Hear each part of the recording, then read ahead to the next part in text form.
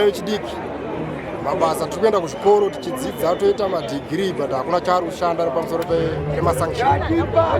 Uye zvekare masanctions anonzi akapiwa vanhu akapiwa asi haana kupiwa vanhu ari muno muZimbabwe nekuti ari kutambudza kana kacheche kari mudunhu ari kutambudzwa nemasanctions. Saka dai vatigonerawo vatibvisirawo masanctions ari muZimbabwe vamboonawo kuti toita sei semaZimbabweans vatibatsirewo nokutibvisirawo masanctions. Tangokura tangozvarwa ariko tangokura ariko hatina chatiri kuita hatina chatiri kutarisa kuti tichanoita kurarama kwedu. Dai vatibvisira masanctions muno muZimbabwe. Masanctions must go.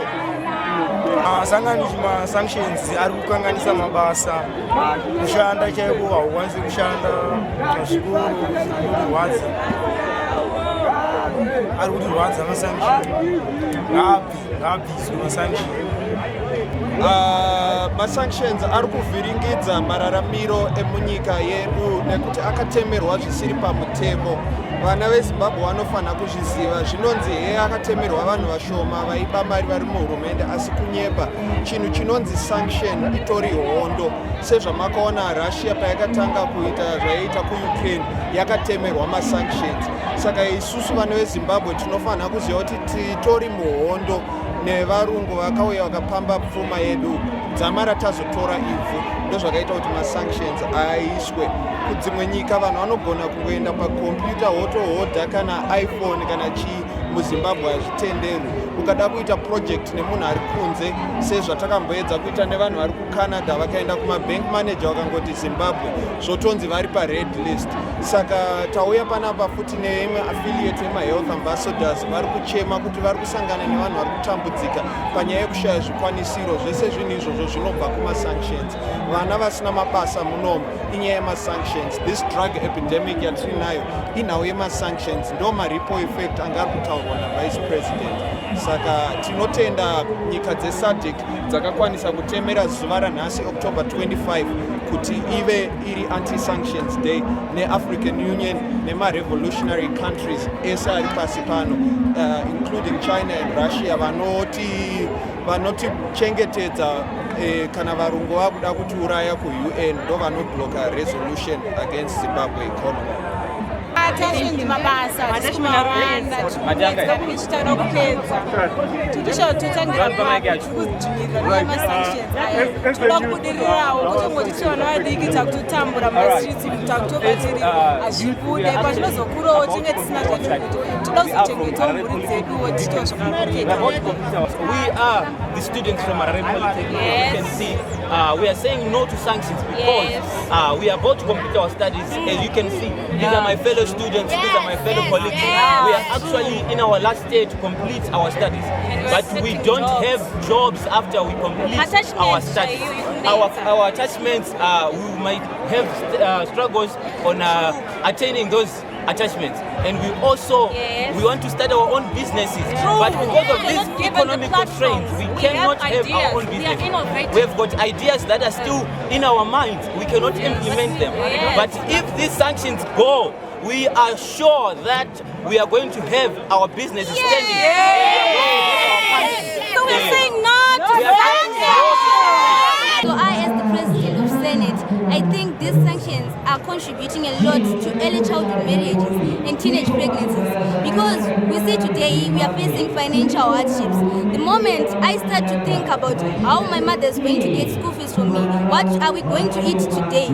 Moreover, I'm going to indulge in sex before I'm 18. I'm going to be forced to get married at an early age just to find a way out of these hardships. Sanctions are also causing financial hardships, which are leading to drug and substance abuse, which has become a global crisis into today's world, not only in Zimbabwe but also in other countries.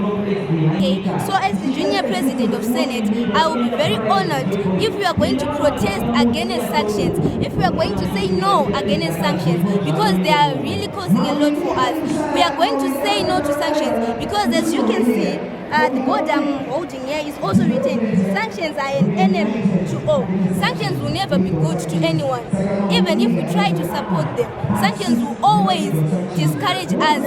We can see that in our country, the girl child is being empowered a lot. But at the end of the day, if I'm empowered, who am I going to sell? For example, if I'm empowered to to indulge in the jewelry companies. Who am I going to sell this to? I'm not allowed to sell them to other Western countries. So what am I doing? So I'm saying that we must protest against sanctions.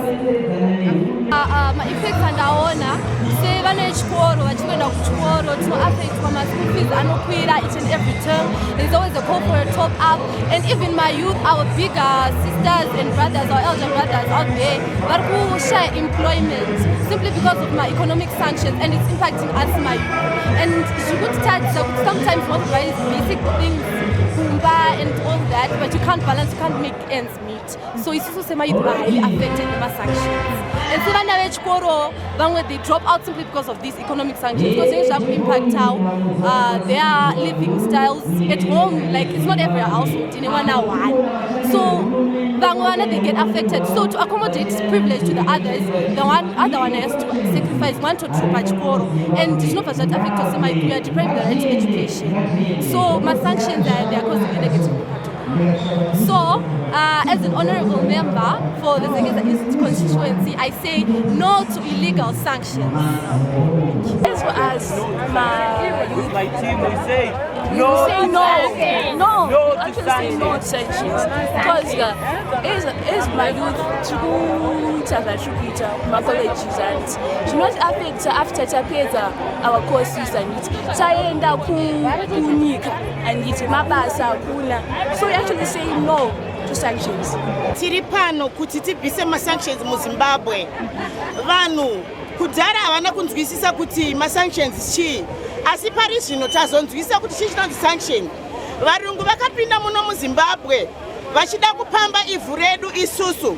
Vakapinda muma companies. Vakati ma companies ngavamise vanhu mabasa. Vanhu vachipiwa ma packages. So that muno mu Zimbabwe moshaya chokuita kuti isusu titi Zimbabwe asina mabasa. Vachida kuti pamba isusu ivhu redu. Now tiri kudzoka isusu vakadzi semadzimai kuti atichada iko zvino zvitapembenuka tave kuziva kuti chii chinonzi sanction kana rakapinda muno mu Zimbabwe. So we want kuti isu seZimbabwe tiende ku American Embassy to cry kuti vabvise masanction muno mu Zimbabwe. Tiri pamwe chete takabatana. Sanction harina rudzi.